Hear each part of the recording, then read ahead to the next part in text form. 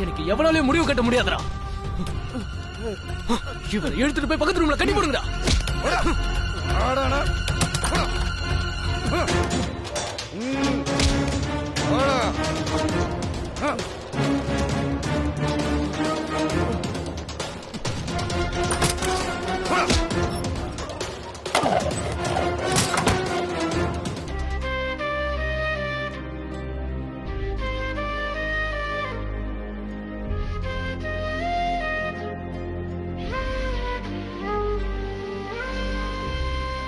மாமா மாமா இல்ல மாமா பரவாயில்ல.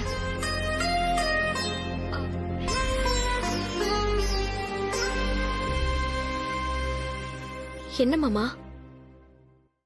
இந்த ஒரு பொழுதுதான் இந்த வீட்டுல நீ இருக்க போற கடைசி பொழுதா இருக்குமா. நாளைக்கு இந்நேரம் நீ மாப்பிள்ளை வீட்டுல இருப்பல்ல. நீ இல்லாத இந்த வீடு எப்படி இருக்க போதுன்னு யோசிச்சு பாக்குறதுக்கே எனக்கு ரொம்ப கஷ்டமா இருக்குமா. என்ன மாமா நீங்க? ஒரு நாள் உன் முகத்தை பார்க்கலனா கூட என் மனசு என்னமோ மாதிரி இருக்கும். இனிமே உன்னை எப்போதானே பார்க்க முடியும். நினைச்சப்ப வர முடியாது, நினைச்சப்ப போக முடியாது. மாமா நான் என்ன ரொம்ப தூரத்துக்கா போறேன்? பக்கத்துல தானே மாமா. நீங்க ஒரு போன் பண்ணா நான் வந்துட போறேன். என் மச்சானும் தங்கச்சியும் மட்டும் இருந்திருந்தா சபை அப்படியே நிறைஞ்சு போயிருக்கும்.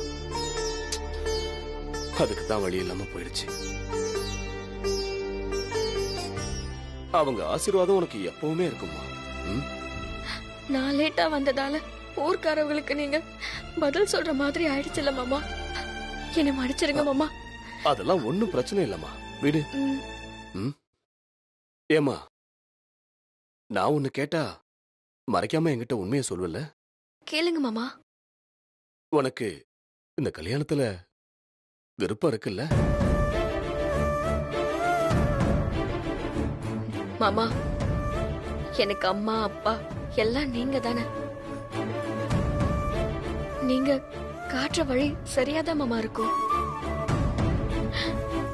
எனக்கு முழு சம்மதம் மாமா. சந்தோஷமா? சரி, அப்புறம் ஏன் நீ ஒரு மாதிரியாவே இருக்க? நலங்களை கூட உன் முகத்துல சந்தோஷத்தை நான் பார்க்கவே இல்லையம்மா. நான் உங்ககிட்ட ஒரு விஷயத்த சொல்ல மறந்துட்டேன் மாமா. குடு வித்யா, வண்டியில வச்சுக்கிறேன். இல்ல பரவாயில்ல, இருக்கட்டும். எதுக்கு கையில வச்சுக்கிட்டு? குடு.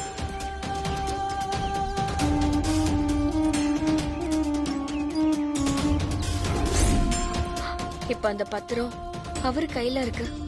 இருக்கட்டுமேமா. கல்யாணத்துக்கு அப்புறம் அவர் தானே இந்த வரவு செலவு கணக்கெல்லாம் பார்க்க போறாரு. இதுல உனக்கு என்னமா வருத்தம்? இல்ல மாமா, அது என்ன பாருமா, அவர்கிட்ட இருக்கிறது தான் சேஃப்டி. இந்த விஷயம் மட்டும் உங்க அத்தைக்கு தெரிஞ்சதுன்னு வையே, அதுலயும் பங்கு கேட்டு வந்து நிப்பா. இந்த பாரு, அசந்து கூட அவகிட்ட நீ எதையும் சொல்லாத. ரெண்டு பேரும் நான் கொடுக்கறதையும் ஐயா கொடுக்கறதையும் வச்சு கெட்டிக்காரத்தனமா சமத்தா பொழைச்சுங்கம்மா. நான் சொல்றது சரியா? என்ன மாமாவும் மருமகளும் ஏதோ ரகசியம் பேசிட்டு இருக்கீங்க? அது ஒண்ணும் இல்ல நீலா, வித்யா கல்யாணமாகி போக போதில்ல, அதான். கல்யாண பொண்ணு இம்புட்டு நேரம் கண்ணு முழிச்சிட்டு இருந்தா உடம்பு என்னத்துக்கு ஆவறது? போ, போய் சீக்கிரம் தூங்கு போ. சரிங்க அத்தா. போமா.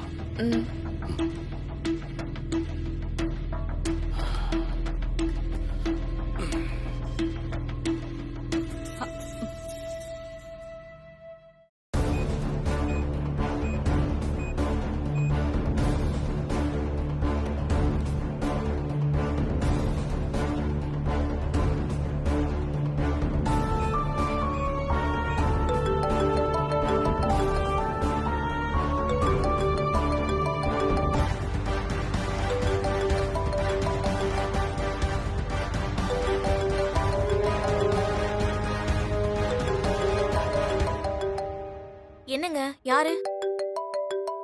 சிங்கப்பூர்ல இருந்து மேடம் கால் பண்றாங்க. நம்ம மேடமா? ஐயோ.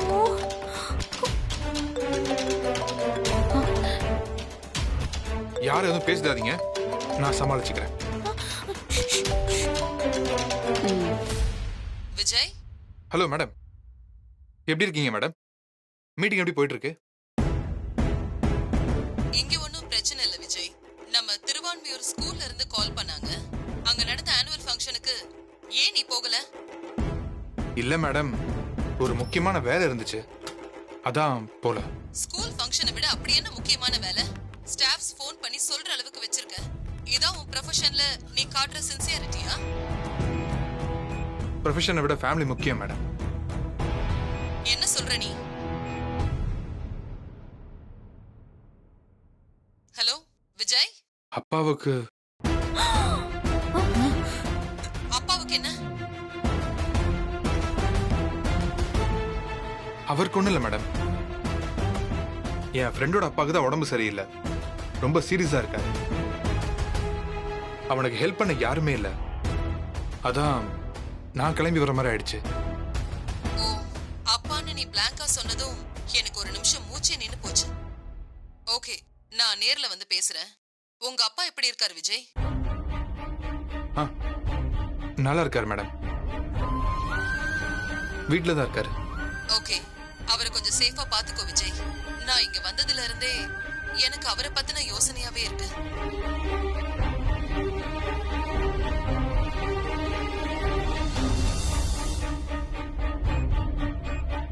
மீட்டிங்ல கூட என்னால கான்சென்ட்ரேட் பண்ண முடியல.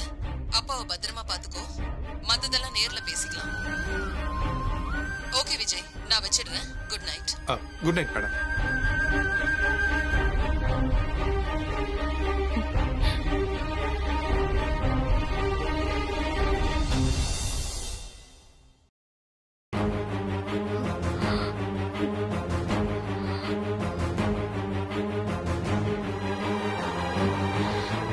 சஞ்சய் என்ன போனவை இன்னும் ஆளே காணும். பேசாம ரஞ்சித் கிட்டேயே ஃபோன் பண்ணி கேட்டுலாமா?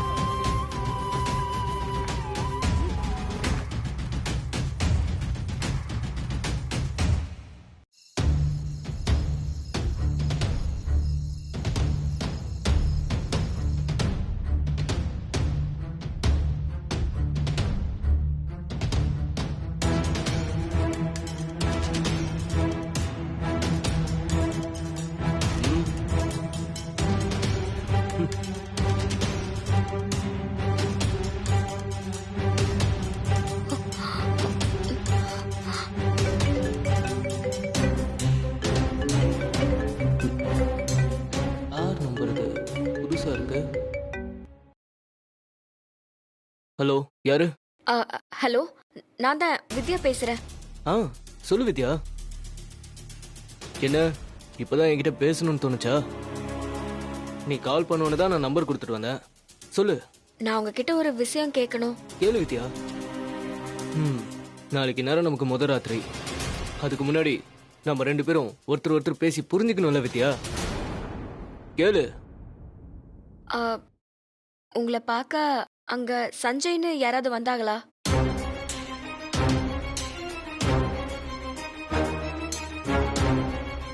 ஓ, நீதான் இவனை அனுப்பி வச்சியா? ஹலோ.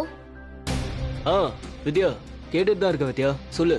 அண்ணே, பேசாம இவனை கல்ல கட்டி கிணத்துல இறக்கிடுவோம். வெளியில தெரிஞ்சா நமக்கு பிரச்சனை ஆயிரும்ண்ணே.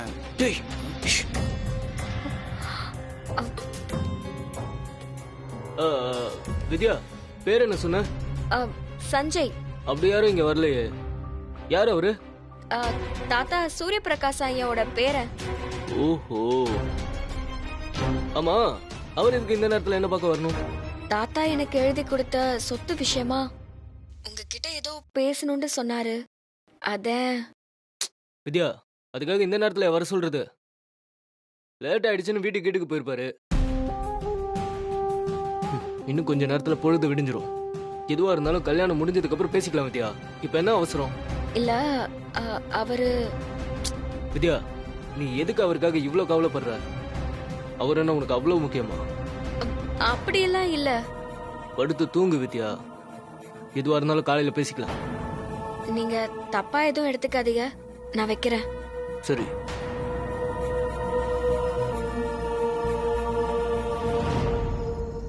டேய், உனக்கு அறிவில்ல? போன்ல பேசிட்டு இருக்க. நீ இவனை கல்ல கட்டி கிணத்துல இருக்கலாமான்னு கேக்குற? ஏண்டா, என்ன பேசணும்னு இடம் போற லெவல் தெரிய வேண்டாம்? அப்ப காதுல விழுந்திருந்தா என்ன வருது? நம்ம மேல சந்தேகம் வந்துடாது?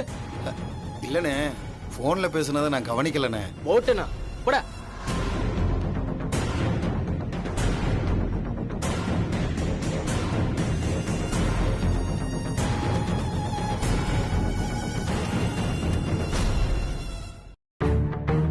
அண்ணே, பேசாம இவனை கல்ல கட்டி கிணத்துல இறக்கிடுவோம். வெளியில தெரிஞ்சா நமக்கு பிரச்சனை ஆயிரும்ண்ணே. மாப்பிள்ள கூட இருக்கிறவரு கல்ல கட்டி வீசணும்னு யார சொன்னாரு? பாக்குறதுக்கு ரொம்ப சாதுவான ஆள் மாதிரி தெரிஞ்சாரு. பிறவையே அப்படி பேசணும். சஞ்சய்க்கு நம்ம ஒரு கால் பண்ணி பார்க்கலாம்.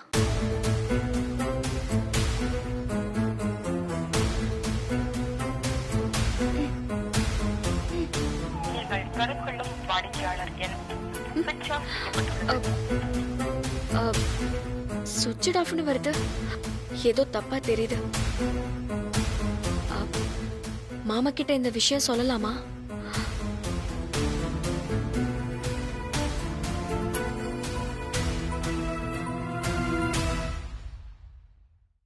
வித்யா, என்னம்மா தூங்காம என்ன பண்ணிட்டு இருக்க? என்னை மன்னிச்சிருங்க மாமா. ஏம்மா, எதுக்கு? நான் உங்ககிட்ட ஒரு விஷயத்த சொல்ல மறந்துட்டேன். என்ன விஷயம்? கம்பெனில திடீர்னு இன்னும் 150 ஏக்கர் லேண்ட் வேணும்னு சொல்லிட்டாங்க. அதான். ஆனா பத்திரம் இப்போ என்கிட்ட இல்ல. அப்புறம் என்னை கல்யாணம் பண்ணிக்க போறவர்கிட்ட இருக்கு. அவர்கிட்ட எது கொடுத்த? சரி, நான் அவர்கிட்டயே பேசி வாங்கிக்கிறேன். இப்ப அவர் எங்க இருக்காரு? முத்துராஜா லாட்ஜ்னு மாமா சொன்னாங்க. சரி, நான் போய் அவரை பாக்குறேன். நீ பாத்து போ. நான் வேணும்னு மறைக்கல மாமா. சொல்றதுக்கான சூழ்நிலை அமையல. அதனால என்னம்மா, பரவாயில்ல. இல்ல மாமா, இப்ப அந்த பத்திரம் மாப்பிள்ள கிட்டதான் இருக்கு. சஞ்சய் அவர்கிட்ட ஏதோ சொத்தை பத்தி பேசணும்னு சொல்லிட்டு இருந்தா.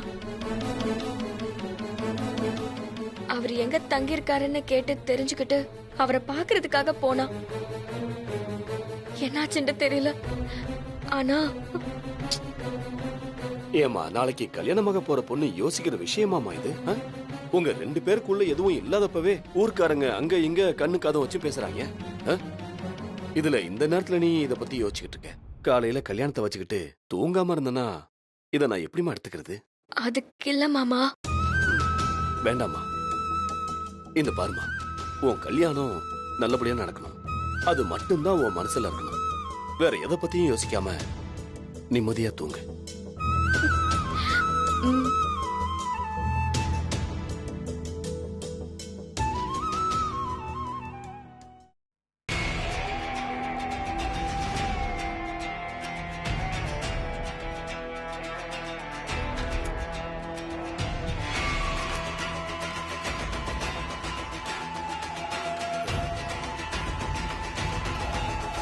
எனக்கு பயமா இருக்கு சார். அவன் ரொம்ப படிச்சவன் மாதிரி இருக்கான். அவனை உயிரோட விட்டா நம்ம கண்டிப்பா கம்பி தான் எண்ணணும். ஆமாண்ணே, அவனை முடிச்சு விடுறது தான் நமக்கு நல்லது. நீங்க சொல்றதும் சரிதான். ஆனா இங்க வச்சு கொள்ளக்கூடாது. இங்க இருந்து தூக்கிட்டு போய் ஆளாரவம் இல்லாத இடத்துல வச்சு அவனை காணாப்பணமாக்கணும். அண்ணே, ஆள் நடமாட்டம் ஜாஸ்தியா இருக்கு, உஷாரா இருக்கணும்ண்ணே. எல்லாரும் தூங்குனதுக்கு அப்புறம் அவனை தூக்கிட்டு போ. முடிச்சு விட்டுரு, சரியா? சரிண்ணே.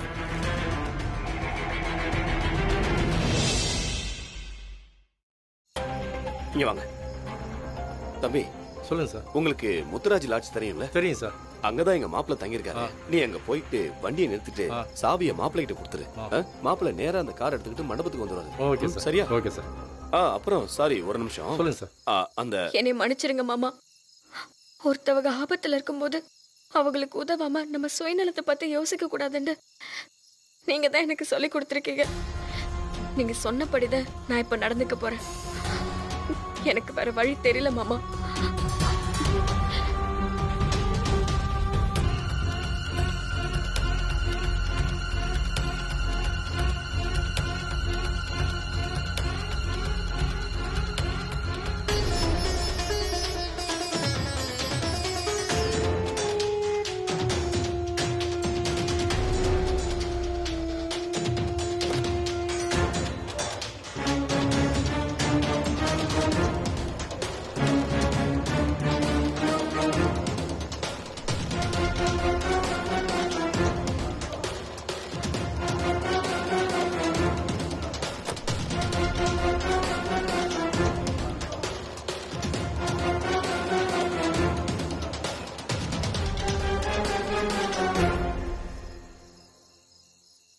நாங்க போயிட்டு ஃபோன் பண்றோம் சார்.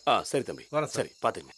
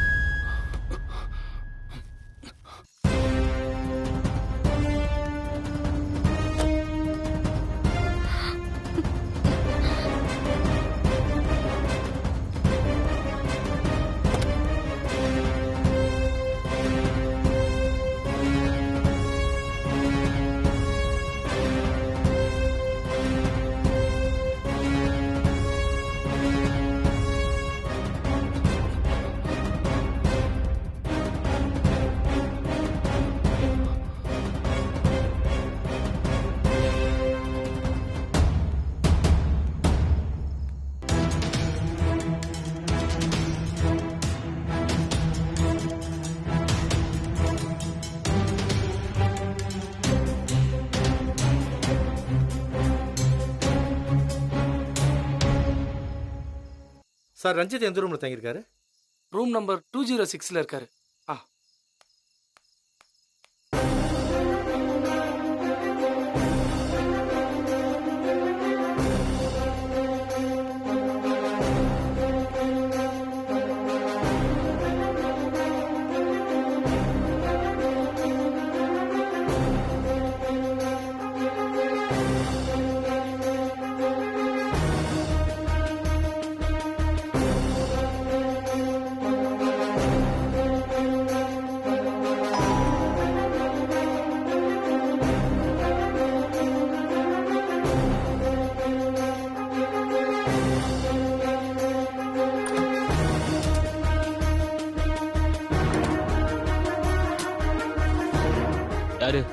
பொண்ணு வீட்டிலேருந்து நீங்கள் மண்டபத்துக்கு வரதுக்கு ஆரம்பிச்சிருக்காங்க. அப்படியா? நீ சாவி கொடுத்துட்டு கிளம்பு, நான் காலைல வந்துடுறேன்.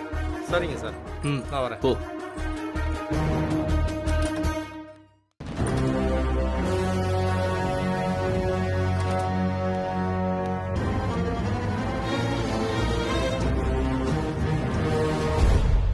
வித்யாவோட மாமங்காரன் பொண்ணையும் நகையும் கொடுத்தது மட்டும் பத்தாதுன்னு ஒரு காரையும் ரெடி பண்ணி அனுப்பியிருக்கான். போகும்போது இதையும் சேர்த்து எடுத்துட்டு போயிட வேண்டியதுதான். சரி சேகர, மண்டபத்தில் உங்கள் அம்மா மட்டும் தனியாக இருக்கா. நான் அங்கே போகிறேன், நீ காலையில் வந்துடு சேகர். சரி, நீ கிளம்பு. ஏதாவது பிரச்சனைனா எனக்கு இன்ஃபார்ம் பண்ணு. சரி சேகர், நான் போகிறேன்.